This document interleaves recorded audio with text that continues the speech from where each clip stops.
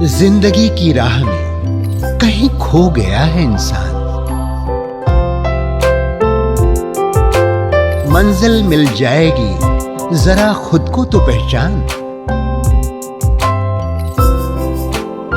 हौसलों को कर बुलंद, पूरे होंगे अरमान। ऊंचे हो विचार, मुश्किलों में हो मुस्कान। राजयोग के राज को जान, जिंदगी बने आसान, जिंदगी बने आसान, जिंदगी बने आसान।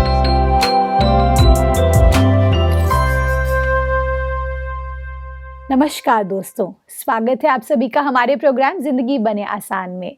दोस्तों, हमारी पूरी सीरीज चल रही है होलिस्टिक वेलबींग के ऊपर। हम जान रहे हैं कि हमारा जो ये मन है, उस पर हम जो रंग डालेंगे वैसा ही वो कैनवस क्रिएट करेगा। क्या हम सही रंग, क्या हम ऐसे रंगों को डाल रहे हैं जिससे हमारी जो ये कैनवस है वो और भी ज़्यादा ब्यूटीफुल बनती जा रही है, या ऐसी बनती जा रही है जैसा हम नहीं चाहते? इसके बारे में जानने के लिए आज हमारे साथ है करमजीत सिस्टर जी। आइए उनसे बातें करते हैं। Om Shanti sister, welcome to our show. Om Shanti. Sister, आपने एक चीज़ हमें पिछले एपिसोड में कही थी जो मुझे बहुत खूबसूरत लगी थी कि प्यार वो एक ऐसी शक्ति है जो आपकी ज़िंदगी को पूरी तरह से बदल सकती है। जी। लेकिन कई बार ऐसा होता है कि जैसे सपोज़ मैं एक हाउसवाइफ हूँ, ठीक है, और मेरे गोल है शायद कि मुझे मेरे बच्चों को खुश रखना है, जी। मुझे मेरे बच्चों की ज़िंदगी संवारनी है, या मुझे घर का ख्याल रखना है, और ये बहुत ही प्योरिटी और बहुत ही दिल से मैं कर रही हूँ। उसी तरीके से जो हस्बैंड है, वो उनका गोल है कि वो घर को बटोर करके रखे एक साथ, वो घर को पिरो करके रखे, उनके लिए कमाते हैं वो, उनके लिए वो दिन रात मेहनत करते हैं, यस। बच्चों का पढ़ाई से लेकर हर चीज़ का वो ध्यान देते हैं।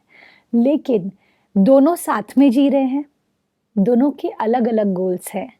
कई बार ऐसा होता है कि हम एक दूसरे के गोल्स को रिस्पेक्ट नहीं कर पाते, जिसकी वजह से प्यार में कमी हो जाती है। ऐसे में क्या करें? It's very important. बहुत ही अहम क्वेश्चन आपने पूछा है आज के दौर के अनुसार, जी क्योंकि मेजॉरिटी घरों में ये प्रॉब्लम्स पाई जाती हैं। जी यहाँ कारण ये बनता है कि हम सिर्फ अपने रोल को अहमियत देते हैं और दूसरे के रोल को कम समझते हैं। ओके। अगर हम बात करें फीमेल की, तो उसे लगता है मेरे सर के ऊपर इतनी रिस्पॉन्सिबिलिटीज़ हैं, मुझे घर भी देखना है, घर चलाना भी है, बच्चे भी देखने हैं, हस्बैंड को भी देखना है, माँ बाप को भी देखना है, राइट। उसके in laws, parent in laws. तो she has to like look after the house. उसको अपने आप को भी संवारना है, बच्चों को भी देखना है, फिर इन सबके लिए अलग अलग इनकी फरमाइशों का खाना भी बनाना है, राइट। और सभी के नीड्स को पूरे करते हुए पूरे घर को ओवरऑल संभालना, it's I think a very big challenge. Absolutely, ठीक है, एब्सोल्युटली। वो it's a very big challenge. तो उसे लगता है कि my role is such a huge one, और मेरी रिस्पेक्ट होनी चाहिए, मेरा उतना ही। Actually a female does not need very high profile appreciations. जी उसे सिर्फ छोटी सी तारीफ ही कर दो, प्यार भरे दो लफ्ज ही बोल दो, जी, तो a female gets satisfied completely. सही बात वो है। अगले दिन उठ करके दुगने जोश से घर संभालेगी और काम करेगी। This is very true. True. लेकिन ऑन द अदर हैंड, अब एक मेल है, वो घर से बाहर निकलते हैं, खून पसीना एक करते हैं, लोगों के बीच में रहते हैं, तरह तरह के लोगों से उठना बैठना मिलना जुलना, इतनी मेहनत से पैसा कमाना। उन्हें लगता है जो घर बैठा है वो तो कुछ भी नहीं कर रहा है, राइट। सारी मेहनत हम ही कर रहे हैं।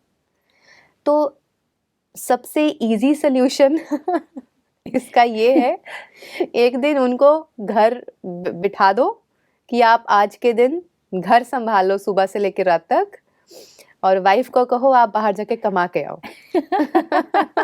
वाओ, ये तो This is- प्रैक्टिकल एग्जांपल ये है। प्रैक्टिकल और इजी सोल्यूशन है। राइट। जिसके घरों में ऐसा हो रहा है वो एक बार स्विच करें अपनी जॉब्स, और फिर देखें। हस्बैंड को पता चल जाएगा कि सुबह से लेके शाम तक एक घर को संभालना बच्चों को देखना, उनकी फरमाइशें पूरी करना, सास ससुर को जी हाँ जी करना, उनकी नीड्स पूरी करना, हस्बैंड की हर चीज़ों को तैयार रखना। जब ये सारी चीज़ें करते हुए एक वाइफ को या एक लेडी को, एक हाउस वाइफ को अपने लिए वक्त नहीं मिलता, वो थक हार जाती है, तो रात में शी ऑल्सो नीड्स कि कोई बस उसको प्यार भरे 2 लफ्ज़ बोल दे या उसकी टेक केयर कर ले। राइट। Yes yes. तो ये उनको समझ में आएगा, मेल काउंटर पार्ट को ये समझ में आएगा how important is the role of a woman जी। In a house. वरना हमने ऐसे घर देखे हैं जहाँ मेन अकेले रहते हैं या शादीशुदा हैं लेकिन अकेले रह रहे हैं बिकॉज ऑफ देयर जॉब्स। सारा घर, खान पान, रूटीन, चीज़ें, कपड़े सब अस्त व्यस्त रहता है। उन्हें कुछ ठिकाना नहीं होता किसी चीज़ का, कुछ पता ही नहीं होता कहाँ है। बस पहना, भागे, गए, आए, उतारा, सो गए, and they have nothing organised जी। Behind them. जी।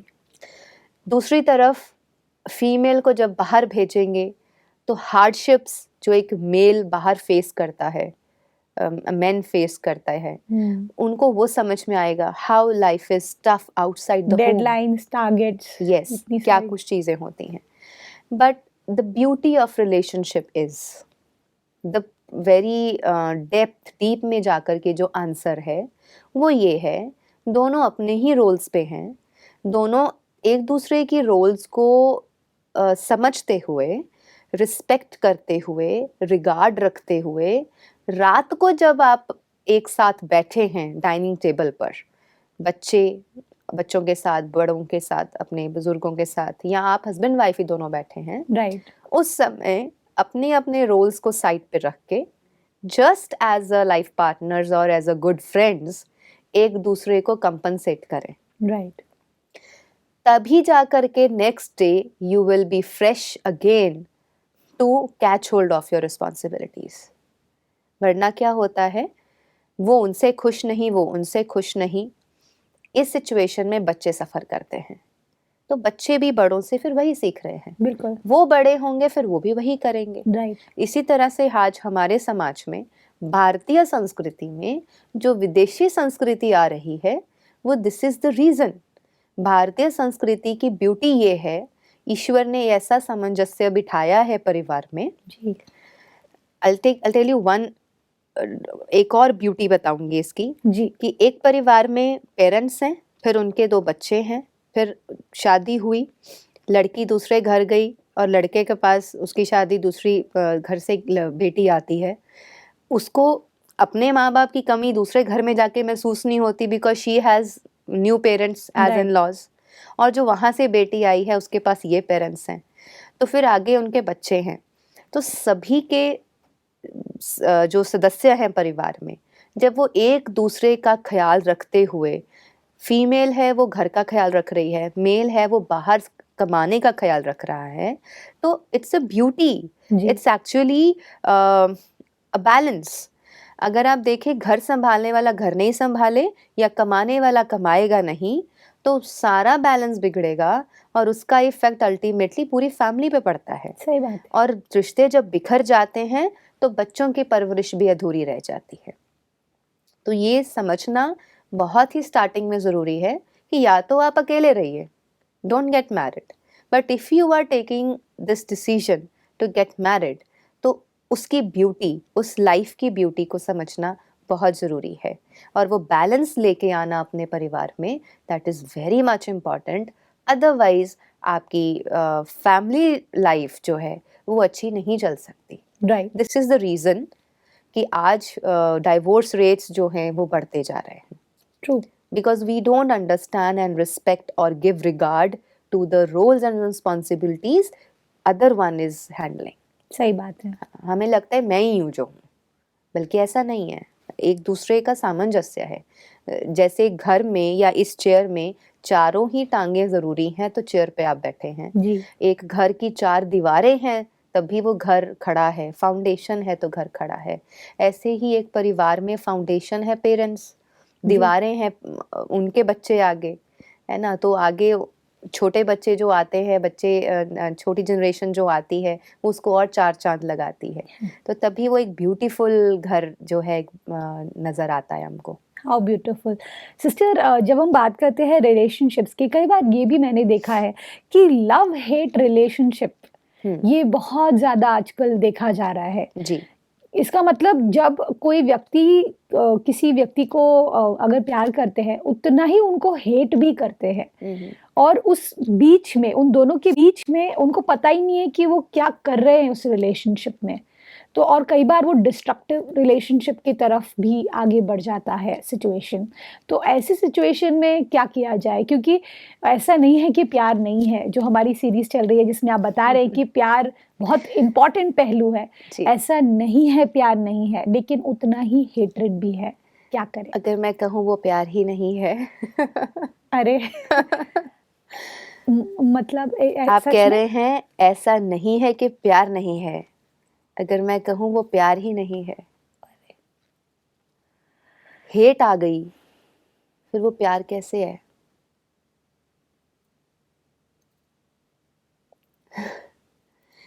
Love demands dedication. Right. Agree? जी। Love demands commitment. जब कमिटमेंट और डेडिकेशन दोनों में ही अंतर आता है, प्रेम एक ऐसी चीज है जिसमें आप खुद को समर्पित कर देते हैं, चाहे वो ईश्वर से हो, चाहे वो आपके आसपास के relationships में। बिल्कुल। यस। यस। एग्रीड। यस। हम प्रेम में खुद को समर्पित करते हैं, mentally, emotionally, physically, at all the 3 levels. आपने फिजिकली सरेंडर किया, मेंटली किया, इमोशनली जब उसमें अंतर आया, तभी जाकर के हेट शुरू हुआ। True.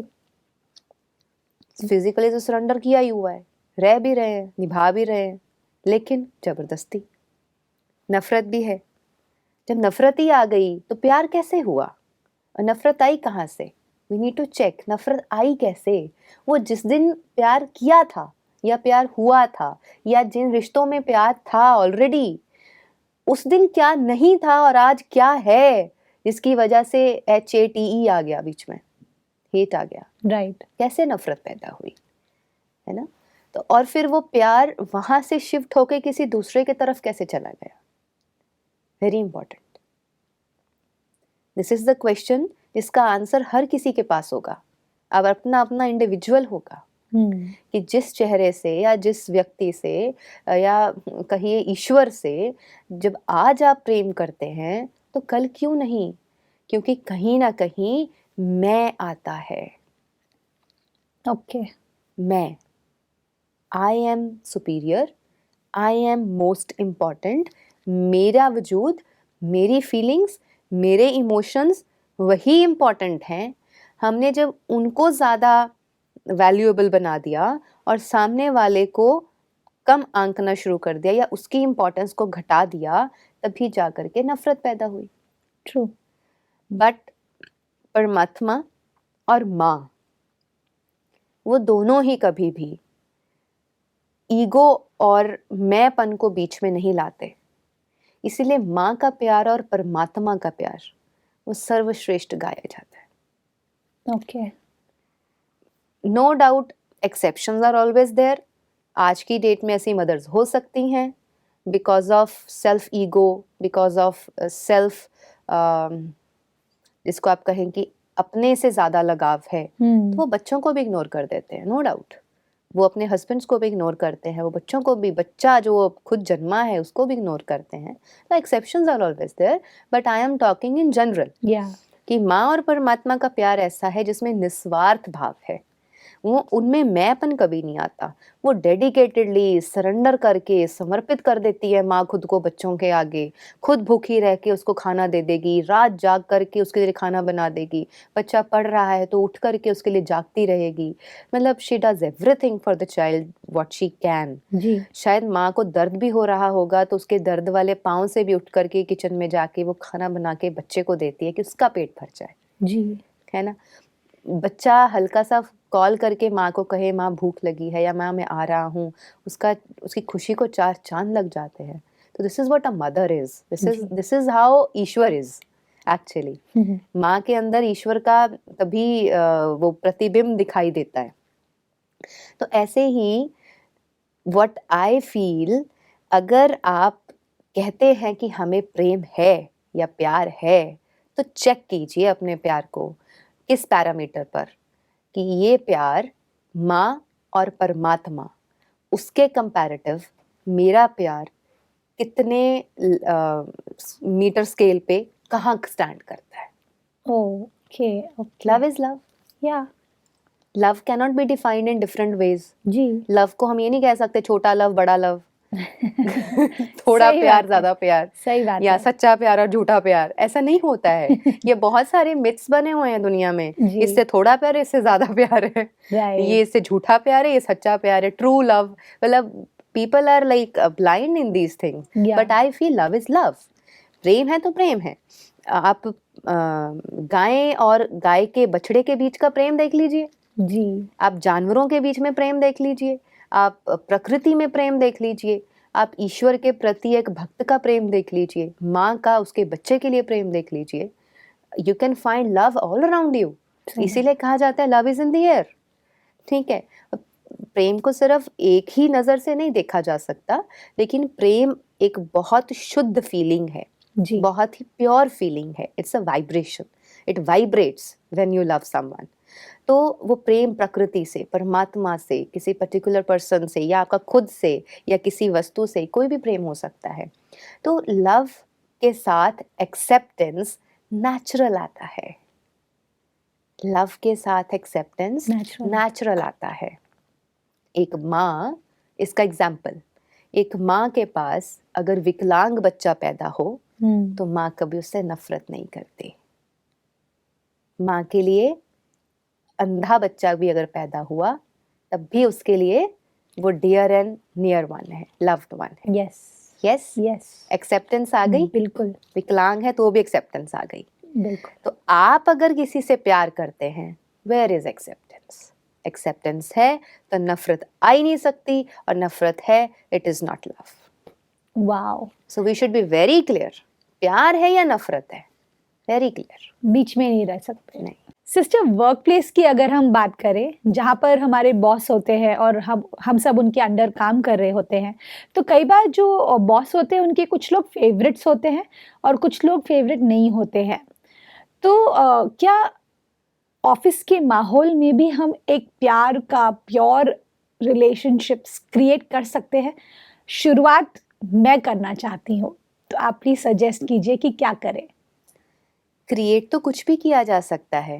Human being has a tendency to be creative. Okay, yes, we all are creative. कुछ क्रिएट करते हैं तो क्रिएटिव बन जाते हैं। तो बात की जाए वर्क प्लेस की, वहाँ पर कुछ चीज़ें ऐसी हैं which are not under our control. हम अपने बॉस को या हमारा जो एम्प्लॉयर है उसको हम कंट्रोल नहीं कर सकते। यस, जो फेवरेटिज्म की बात आती है, favouritism is just because of his own personality traits. अच्छा, जो उसकी बॉस की खुद की पर्सनैलिटी को जो भा गया, वहाँ ही फेवरेटिज्म है। ओके, यस, ओके ओके, जो उसको उसके जैसा नहीं भाया, वहाँ फेवरेटिज्म नहीं आता। जिसने काम कर दिया वो फेवरेट है, जिसने नहीं किया वो कम फेवरेट है। या लुक्स भी मैटर करती हैं बहुत जगहों पर। तो ऐसी बहुत सारे फैक्टर्स हैं जिसकी वजह से ये चीज़ें हो जाती हैं। जी, लेकिन yes, very good healthy relationships create किए जा सकते हैं by understanding each other. Right, सभी के गोल्स रहते हैं, आपके टारगेट्स रहते हैं, you have to achieve the targets. लेकिन at the end of the day we are an individual. Right, as an individual हम सभी वहाँ कमाने आ रहे हैं for our own families. Right, तो हमारा फोकस ये हो सकता है कि हम सभी को अपनी फैमिलीज की खुशी के लिए कमाना है ना, राइट, तो why to fight with each other. Right. क्योंकि सिस्टर ये भी मैंने बहुत सुना है कि कौन सी एनर्जी से पैसा घर के अंदर आ रहा है, Yes. वो भी बहुत इम्पोर्टेंट है। बहुत important। आज अगर मैं बहुत मेहनत कर रही हूँ पूरे दिन मेहनत करके, और लेकिन मैं दुखी हूँ अपने जॉब से, फिर भी मैं ये जॉब कर रही हूँ, हाँ। और वो पैसा अगर मेरे घर के अंदर आएगा तो वो शायद मुझे उतनी बरकत नहीं दे नहीं पाएगा, देता। ऐसा है? यस, बिल्कुल बरकत नहीं देता। जी। बरकत भी नहीं देता, और आपके दुखी मन से कमाया हुआ धन आपको कभी सुख भी नहीं दे सकता, क्योंकि धन से आप चीज़ें खरीद सकते हैं, प्राप्त कर सकते हैं, लेकिन धन से कभी भी शांति, खुशी और सुख को खरीद नहीं सकते, प्रेम को खरीद नहीं सकते। इसलिए घर में जहाँ आप जा रहे हैं, वर्क प्लेस, वो एक मंदिर की तरह, इसलिए कहा जाता है वर्क इज वर्शिप, है ना? ओ, हम भूल गए ना, मैं भी भूल वर्क गई इज थी। वर्शिप, इसको हम भूल गए। आई रिमेम्बर मेरे फादर की जब रिटायरमेंट थी तो उनको जो ट्रॉफी मिली थी उसके ऊपर भी लिखा हुआ था वर्क इज वर्शिप, और वो जहाँ उनका वर्क प्लेस था वहाँ पे भी बहुत बड़े अक्षरों में लिखा रहता था वर्क इज वर्शिप। तो आज हम इन चीज़ों को बहुत कम देख पाते हैं, शायद ही किसी कंपनी में या किसी मल्टी एमएनसीज में इन शब्दों को सुनहरे अक्षरों में लिखा गया हो, वर्क इज वर्शिप मीन्स काम को काम की तरह करेंगे तो आपको तकलीफ होगी, मजबूरी आ सकती है, या आपका मन खुश नहीं होगा, लेकिन उसको वर्शिप की तरह करेंगे या उसको इस तरीके से करें कि यहाँ से हम अपना घर चला रहे हैं, वाह, तो वो जर्नी कितनी ब्यूटीफुल होनी चाहिए, है ना? हम True. सिर्फ कमाने नहीं जा रहे, हम सिर्फ कलीग्स के साथ टाइम पास करने नहीं जा रहे, हम पर्टिकुलरली उस कंपनी का काम नहीं करने जा रहे। ये नहीं सोचें कि हम इस कंपनी का काम कर रहे हैं या इस बॉस का काम कर रहे हैं या सो एंड सो व्यक्ति का काम करने जा रहे हैं, नहीं, हम वहाँ से अपना घर चलाने जा रहे हैं। तो आपकी एनर्जी चेंज हो जाएगी, आपके वाइब्रेशंस भी चेंज हो जाएंगे, और जब एक कंपनी में लगा हुआ हर एक एम्प्लॉय ये सोचेगा work is worship and I am coming here to run my home, right, तो फिर जर्नी सबकी अलग हो जाएगी, फिर बिल्कुल, वाइब्रेशन सबके अलग होंगे।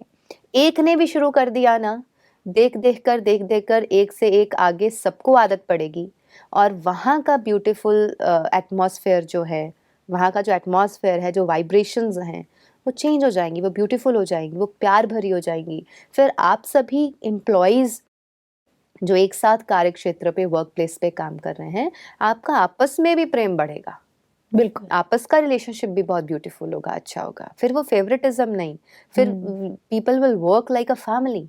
There are companies like this जो they work like a family, they बिल्कुल। Don't work like a employees. क्योंकि उनके जो बॉस है उनका वो उतना प्यार उनके अंदर भरा हुआ है, तो Yes. वो रिफ्लेक्ट करता है पूरे सभी लोगों के अंदर में, राइट? यस, हाउ फिर ब्यूटीफुल, वो सबको साथ लेके चलते हैं, बिल्कुल, क्योंकि अल्टीमेटली देखो बॉस भी तो अपने घर के लिए, परिवार के लिए कमा रहा है ना, राइट, उस बिजनेस में से, ट्रू, और उसके पास जो काम करने आ रहे हैं वो भी तो सभी अपने घरों के लिए ही कमा रहे हैं।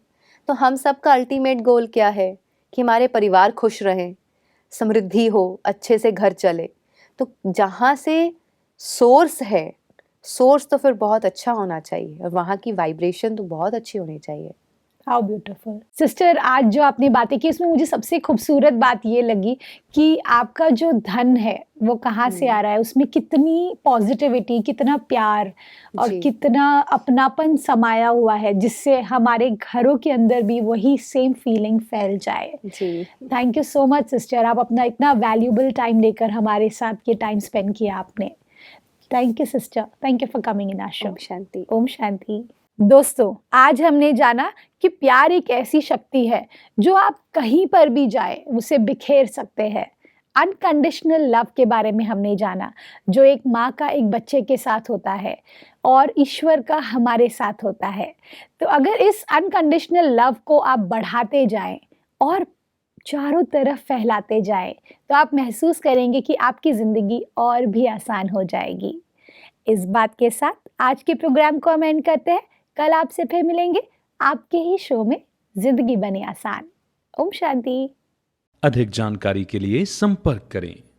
जिंदगी बने आसान, Brahma Kumaris Godlywood studio, Shantivan, Abu road. Call 80949134887।